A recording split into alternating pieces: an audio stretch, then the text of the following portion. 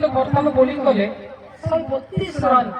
छोट target ground आम देखी 250 230 मैं 25 रन आम देखिए को हिसाब विश्वजीत मल्लिक परफॉर्मेंस आज कले 5 विकेट नहीं ता विषय कौन कह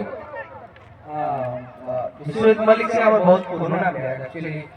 सबुठ जदि अधिक क्लब मैच एक्सपीरियंस थिबो तो से हम टीम में विश्वजीत मल्लिक तो सेटा एक्सपीरियंस ही देखेले शो करले कि केमिति छोट पड़िया रे केमिति भलो पड़िया विकेट टिके मोबाइल भी रफ पैचेस से थिला तो टिके बैट्समैन में कष्ट थिला तो सेही पे एबे कम रन हैला मु सुनुची आगु विकेट बहुत भलो थाए बट मु देखिली मु जब बैटिंग केले मु फील कर पाइली विकेट बहुत ज्यादा बहुत रफ पैचेस तो सेति पे अन्य बाउंस होची जो टिके कष्ट हो जा बैट्समैन रन करिया